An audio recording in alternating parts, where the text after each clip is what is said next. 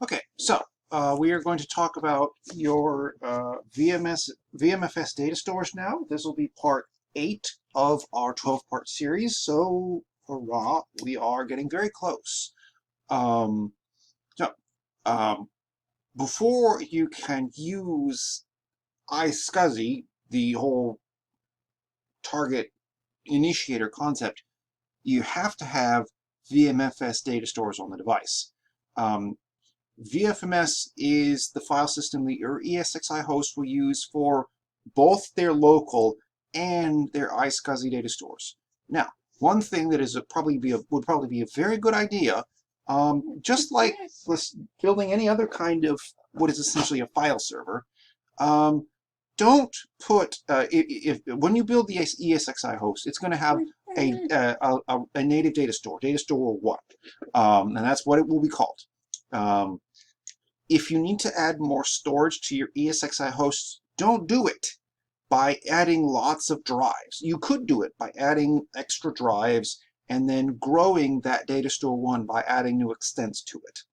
I believe I've actually done a demo about that in the process of trying to get some other things. In any case, another way to do that, just to make sure that your boot drive and your storage for your VMs and your templates and your ISO images and all that stuff, they don't get mixed up.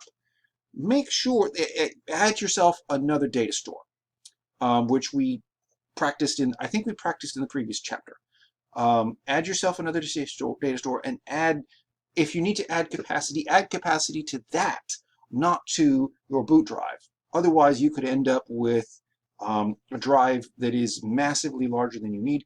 And while you can add space to these data stores, you really can't shrink them except by deleting them. And if the thing that you've added all your space to is your boot drive, there's no way to shrink that thing except essentially to throw the ESXi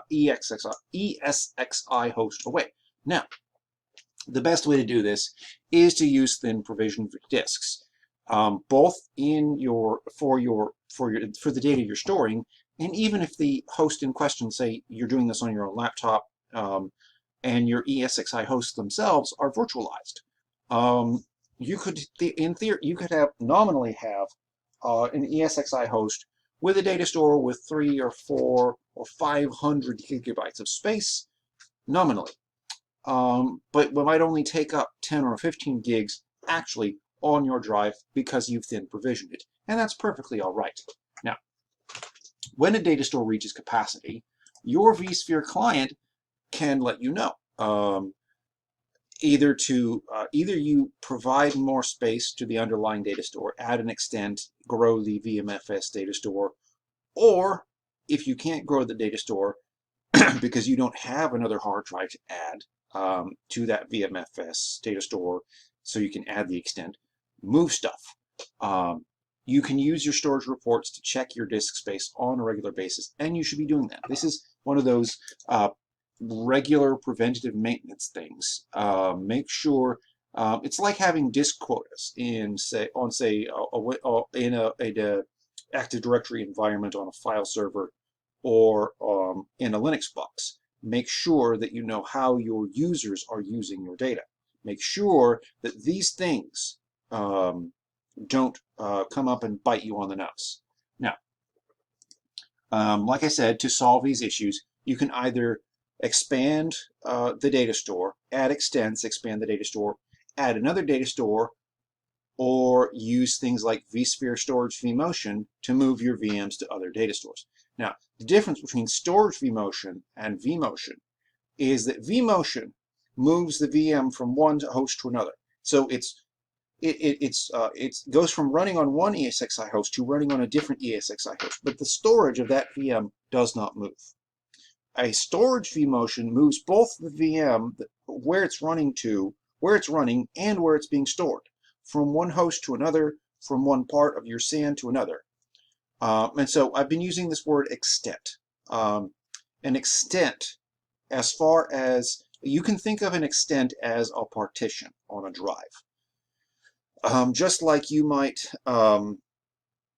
so if you have added a physical drive to your storage, and you haven't partitioned it or anything, it will take that raw storage and add it to the extent. Now, that's one of the things that makes VMFS different from, say, NTFS or NFS or ext2. With NFS, you have to have some other underlying file system, ext2 or ext4 or refs or btree or ntfs or whatnot.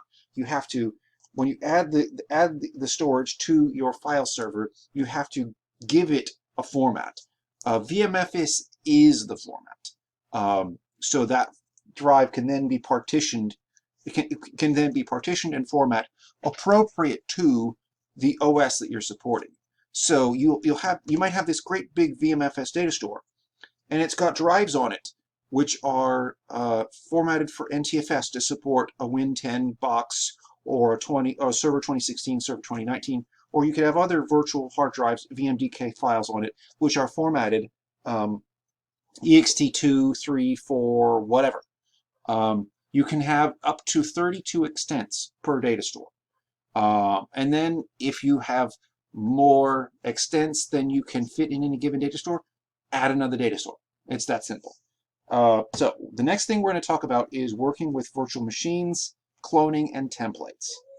Then we're going to talk about, finally, that'll be video 9, then migrating your VMs, then access control security, and finally our summary. So thank you for your attention, and we'll keep going.